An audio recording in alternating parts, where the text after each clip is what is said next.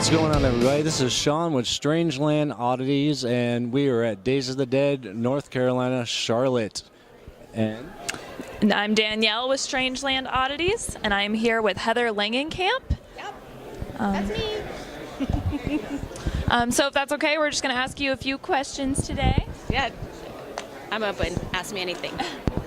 Okay. I guess my first question would be, from the start of your career versus now, how has being a woman in film changed? When I first started out, when Nightmare on Elm Street first came out, I think people were really, they loved the character of Nancy Thompson so much because she was a young woman, and that she was able to kind of use her ingenuity and all of her, brain power to figure out how to get Freddy Krueger and how to, find out where his weaknesses were and all that. And I think that appealed to a lot of people in a way that horror movies hadn't appealed to people before. And so she was a really new character on the scene, new kind of character on the scene. And I think Wes Craven was ingenious in making her a young woman who is kind of on the cusp of womanhood, because through the film she also grows a great deal. I mean, she goes from being kind of this very sweet, kind of average high school student, and then you just see through this ordeal how by the end, she's really taken control of her own power as a woman, but also just as an adult. And you see her just kind of take control of her own life. And I believe like those are the underlying themes that make Nancy Thompson so important. And yesterday we had a question and answer session, and I'm really moving away from the term final girl because, as a woman myself, I feel that it was way more than that. She was a heroine that, was really took power for herself, and she was a character that, really fought hard to survive. But I don't think that there was really much to do with the fact that she was a girl in any of it. I think that it could have been a boy in that role. It just wasn't. Wes decided he wanted to have a female lead in that role, and the dynamics between she and Freddy Krueger, I think, are enhanced by the fact that she was a woman. And I think there was just kind of a primal, kind of weird, not romance, but like this tension, this sexual tension that having a girl in that role created. It sounds like you really do care about Nancy as a character. Do you, after being Nancy for such a long time, being known for that, do you ever get tired of being that character? Do you feel like you've outgrown that character? Actually, I don't think I'm tired of her character. I think I get more and more excited about talking about her character to people in general, because I find that kind of dynamism and that kind of willingness to be really involved in your own life and your own salvation basically is something that everyone needs all the time. I feel that encouraging kids especially to feel empowered in their situation, which is often I think kids do feel very powerless, like they feel like their lives don't have much direction, or they don't know which way to go. They feel victims of their surroundings a lot of the time. I think watching Nancy, for anybody, male or female, can often give you a sense that, if you just dig deep, there are ways to rise above whatever crappy situation that you're in. That's an inspiring answer. I feel inspired. so I'm going to get off the Freddy Krueger topic just for a moment. You got into special effects, and you've worked on quite a few movies with special effects. What made you decide to go in that route as far as special effects? Well, so being an actor, you're often away from your family. You're often, plucked out of your home life and sent to distant locations. And plus, believe it or not, I mean, I didn't really get that many parts after I played Nancy. I did my 3 Nightmare on Elm Street films, but not much else. So when I was I just had my daughter, so I would say it was like 23 years ago or 20 years ago. my husband and I had some opportunities to, he, is a very prominent special effects makeup artist and a designer, and he got the movie Dawn of the Dead that was going to be shooting in Canada. And at that time, I thought to myself, I can either pursue my career and, perhaps live apart from my family or stay in LA and continue trying to get work. Or maybe what we should do is why don't I just work for him and I'll just help him do his job. We can all stay together and, not have to worry about this tension that having two, big, my career was not big. His was way bigger than mine at the time. So I thought, makes a lot of sense. And so what I did is I just learned how to run this makeup effects shop that we had. I learned about the materials. I learned about the processes of it. I learned about all the people in the business who are good at what they did, and I learned how to I learned how the whole makeup effects world kind of does it. And then, I supported my husband in that.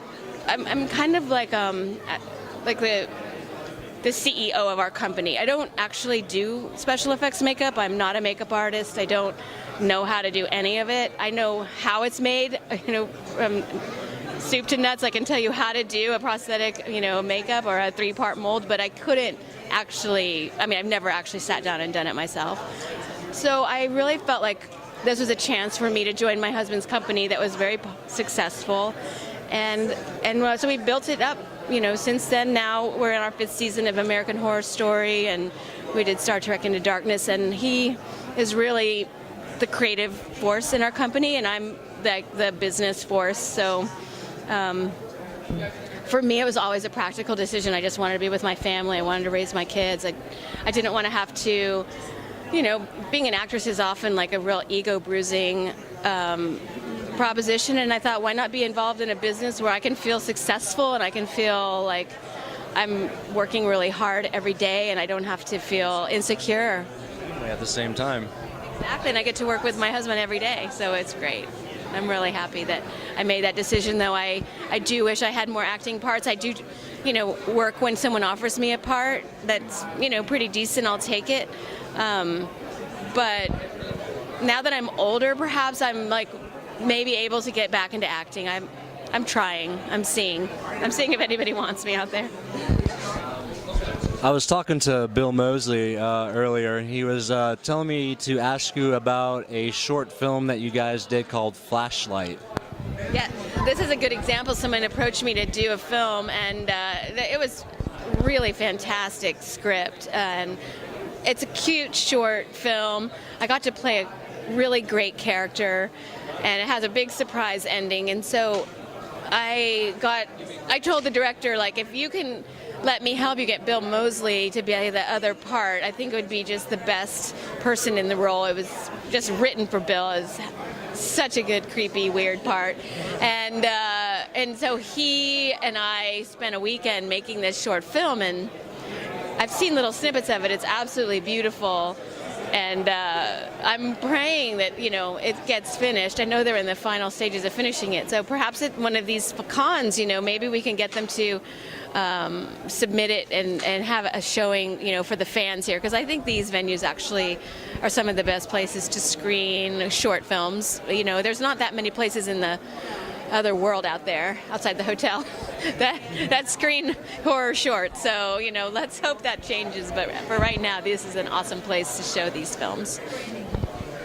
I was curious because you did mention Star Trek as well. And then obviously you've been, Nightmare on Elm Street. So between working on 2 iconic, long-running franchises, yeah. How was that, jumping into that? I know you said that your company did a lot of the special effects for it as well, for your character Moto also.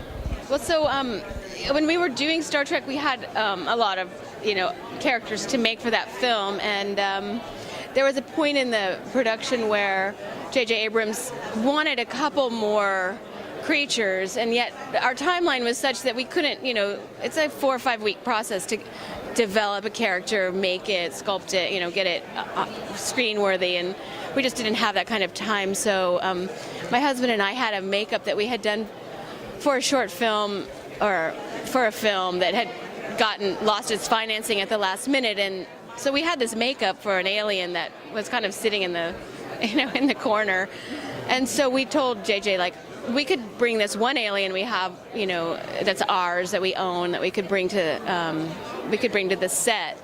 So he's like, great, and we said, but the only problem with this makeup is that the only person that can wear it is it was made for Heather to wear, because it was a test makeup. And he's like, oh, that'll be fine.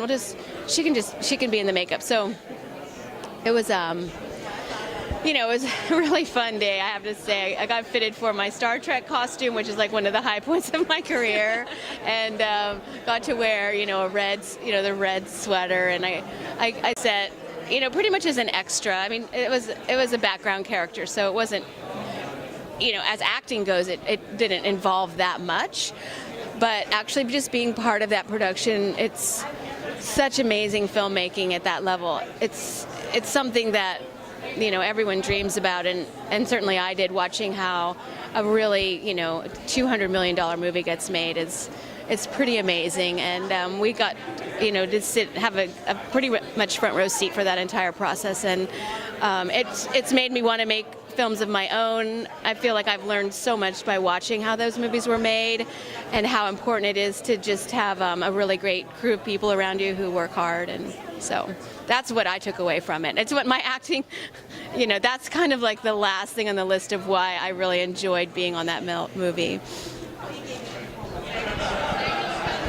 Now, obviously, they've been doing a lot of remakes of Nightmare on Elm Street, obviously without Robert. And have they ever approached you to be in any of the remakes of Nightmare on Elm Streets?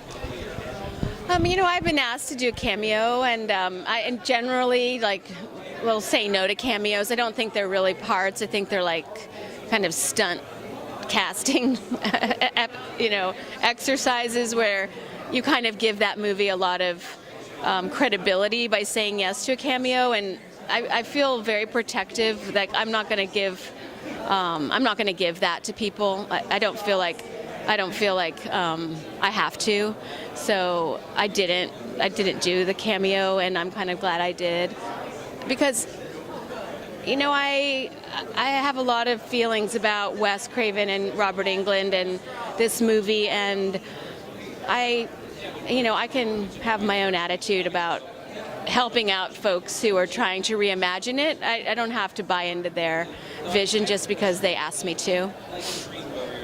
Absolutely. That's awesome that you're standing strong on that as well. You're like, I was part of the original universe, and I can. Yeah, you know what? I mean, I love the idea that these movies have their own universes, and that they're like expanding them, ever expanding them, and I don't hold anything against that. I think filmmakers have every right to take stories and bring them to new generations of people, but.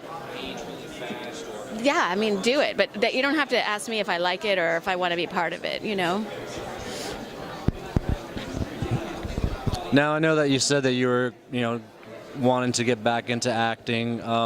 So after this convention, and, what can your fans expect from you? Well, that's such a good question. I really feel that Hollywood is bringing, for the first time in a really long time for me, I see parts everywhere that I would really like to play and that are really interesting parts.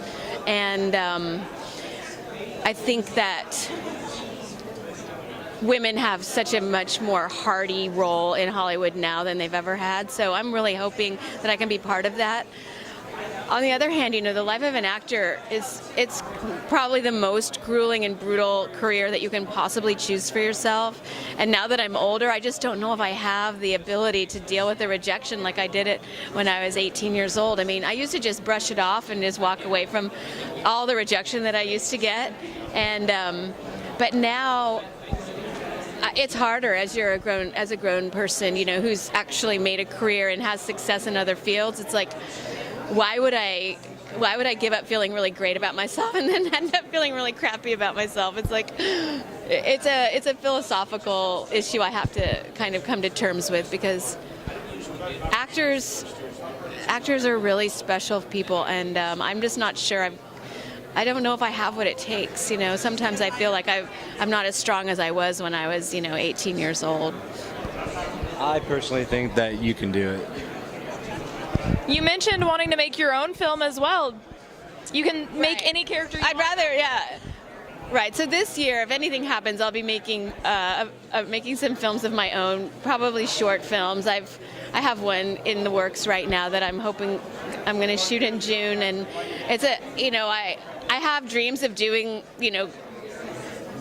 dramas and comedies and things like that, but I realize that if I'm going to start and get any foothold as a filmmaker, I probably should start with horror. So my very first show is going to be not quite gore. It's not horror gore, but it's more like a ghost story kind of and there will be special effects makeup in it for sure. So hopefully the fans won't judge me too harshly by not being totally hardcore like Wes Craven, but I'm going to do my best. I'll do my best. And any last words before your fans, because I know we have a lot of fans waiting in line for you. Incredible. I come to these conventions, and in the beginning there were mainly guys, 25-year-old guys in black t-shirts coming to say hello, and then now I get grandmothers and grandchildren all coming together. I got even babies who know the Nightmare on Elm Street theme song. So obviously this movie is performing this intergenerational function. Grandmothers can show it to their grandkids and feel good about it. It's a mystery to me how this has happened. I can't explain it, but as time goes on, I realize that this is such a part of our culture that I feel very protective about it, and I really hope that people know how much I appreciate the love that they have for this movie, and that I've developed too through them. I don't know if I loved Nightmare on Elm Street as much as I do now, and it's all due to the fans telling me what a great experience it has been for them to watch it over 30 years. Absolutely. Awesome. All right. Well, I do thank you for taking the time out here out of your busy schedule. It's been great. I'm Sean with Strangeland Oddities. I'm Danielle with Strangeland Oddities. And I'm Heather Langenkamp. Strangeland Oddities is out. Days of the Dead.